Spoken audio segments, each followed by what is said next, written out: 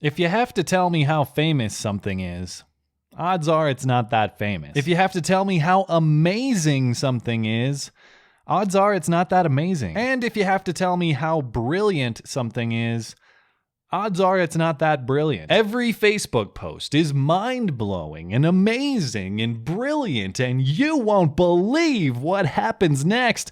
But when everything is all of these things, all of the time, these descriptors start to lose meaning. Anyway, I'm scrolling through my feed the other day and I see a shared video that describes in big, bold, yellow letters just how brilliant it is. A white audience is left speechless by a brilliant question about race. Man, it's been about 10 minutes since the internet last reminded me how racist I am on account of the color of my skin, so let's have a look. I want every white person in this room who would be happy to be treated as this society in general treats our citizens, our black citizens. If you, as a white person, would be happy to receive the same treatment that our black citizens do in this society, please stand. You didn't understand the directions.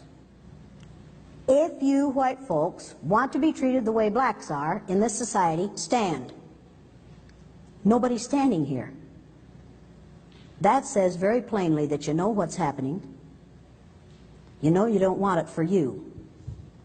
I want to know why you're so willing to accept it or to allow it to happen for others. That was Jane Elliott, former school teacher and current anti-racist, feminist, and LGBT rights activist. She also developed the Blue Eyes, Brown Eyes exercise to teach children about the unfairness of judging people on arbitrary characteristics. How many in here have blue eyes?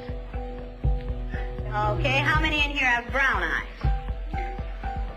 It might be interesting to judge people today by the color of their eye. I know the big, bold, yellow font is supposed to tell me all I need to know, but give me a chance. I've formulated a counter case I'd like to call a white YouTuber is given plenty to say by a loaded question about race, presented in unassuming Helvetica font, plain white. And you probably will believe what happens next. I dispute the idea that this is a brilliant question. It's got two major problems. First, it's classic identity politics. It treats people as monolithic groups and not individuals. Do I want to be treated like a black person? Well, which black person? Do I want to be treated the way our society has treated Barack Obama, making him the most powerful man in the world? Or maybe like Oprah, arguably the most powerful media figure ever? Or maybe like Neil deGrasse Tyson, a man of wild popularity because of his uncommon brilliance? Or maybe like Kanye. Yes, please.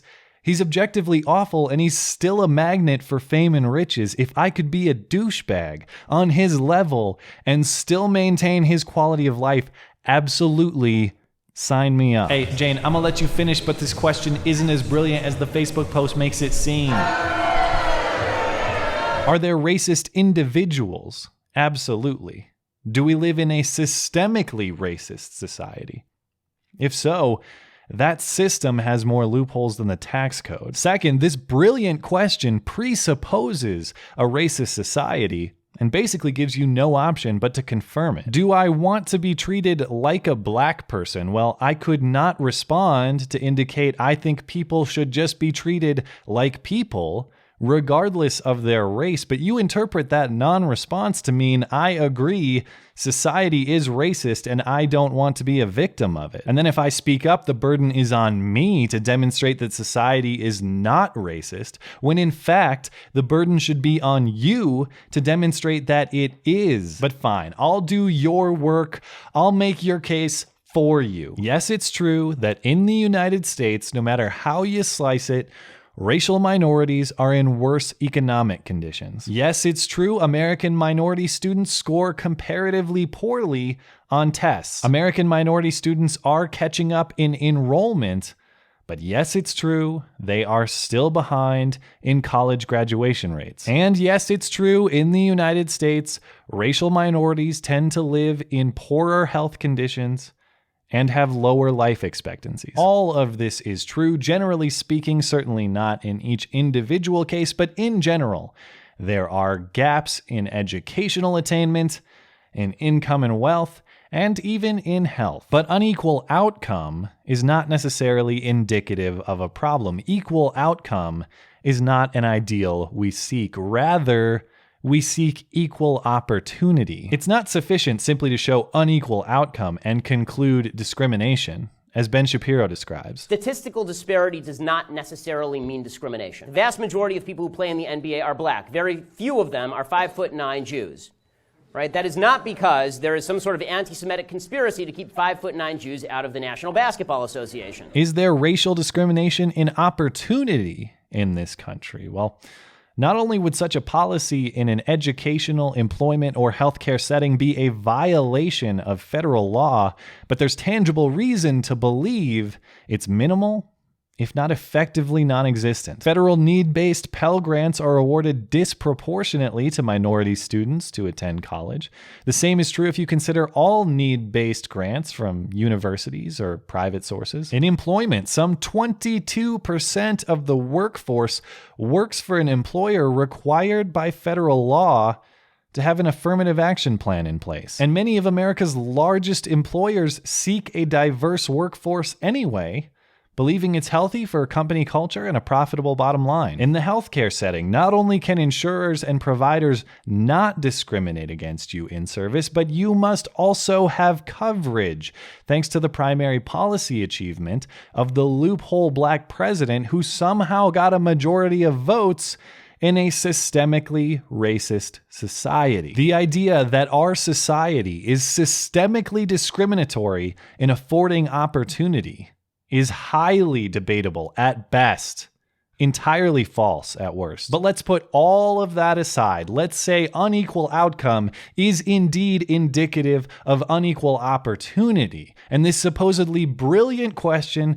exposes a supposedly obvious problem. Well, if the problem is so obvious, surely some solutions to the problem are also obvious, right? And here, of course, is where the actual brilliance arises. In the comments section. Says Good Guy Pete, honest question. What do we as white folks do to not allow this behavior to happen? What should be the first step we take? Good Guy Pete is well-intentioned. He grants the obvious problem is obviously real. Good Guy Pete wants to know how he can help. Let's check the replies. Stop asking stupid questions like that for starters. Our first step is to shut up. Yes, just stop talking. Just listen and listen without legalistic explaining or parsing minority experience. Just be able to listen and to hear their experiences. If you have to ask, then clearly you have no inclination to actually do anything. That sounds a bit backward to me. Ask not what you can do for your country, because that shows no inclination to do so. We're off to a rocky start. You demand everyone accommodate you and then shout down the guy who asks how he can accommodate you. Imagine a friend calling you. Hey man, what's up? Dude, I'm in deep. I really need your help. Yeah, sure, of course. What can I do? Don't ask, asshole. Just do some stuff for me. Okay. Psycho. If you call Pete and ask for Pete's help, Pete needs to know what he's supposed to do. Pete needs concrete solutions. Write to your local police department. Tell them you are disgusted and ashamed about how the police treat blacks. Taking action without reason or evidence for doing so is a common theme in this realm, I see. Why would I rip my local police if they've done nothing wrong? I actually just went down to my local police department recently to tell them about this guy. You really don't know me. And believe it or not, they told me they would only take action against him if he does something illegal. Yeah, I know, it's only my story. It's not necessarily representative, but I'm telling you, these cops who I talked to weren't thirsty for black blood. I'll give you their number if you don't believe me. The only solution to this problem is separation of the blacks and whites in this country. Whites will never give up the riches they have. Blacks put whites in the position they're in by free labor. What the hell? Oh... Posted December 31st, 1862. Old comment. Yeah, things got better for him shortly thereafter. Start by getting some black friends. When you hear racist talk, then you can defend what you say because you have black friends and know the racist things your friends or relatives speak are not true. It's wrong to assume things about people. That's why racism is bad.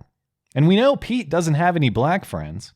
Or at least we can assume it based on the color of his skin. Pete needs a black friend. Thankfully, Lakeisha is here for him. If a white person wanted to be friends with me, I'm open to it. Just don't be fake about it. That Lakeisha, so progressive, if you need a black friend, she's your lady. Just don't befriend her because she's black, you know? Develop a deep relationship with her. Specifically, skin deep, so you can show all your friends and relatives how non-racist you are. Over here in the UK, I've decided to boycott America products. No more Walmart, Starbucks, etc. I won't support a country that has such messed up gun laws that results in the death of not only blacks but other innocent victims. You need to get rid of your guns.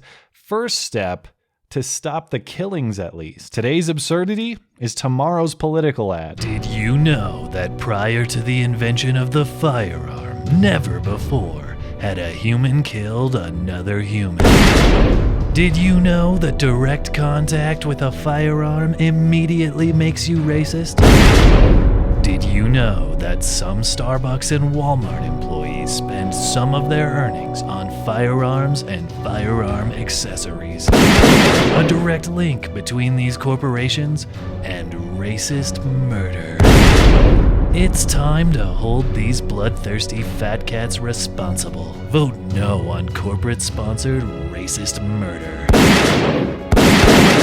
Paid for by the Degenerate Millennial Council for responsible common sense solutions to corporate sponsorship of racist murder and other imaginary problems. So to recap our obvious solutions to the obvious problem here, shut the fuck up, call your local police department and tell them to fuck off, get a black friend just to have a black friend, because that's not racist, and get rid of all the guns. If a tree falls in the forest and no one's around to hear it, does it make a noise? If God is omnipotent, can he create a stone so heavy he himself cannot lift it? If the problem a brilliant question exposes is obvious, why did it take a brilliant question to expose it in the first place? It also takes brilliance to write compelling works of fiction.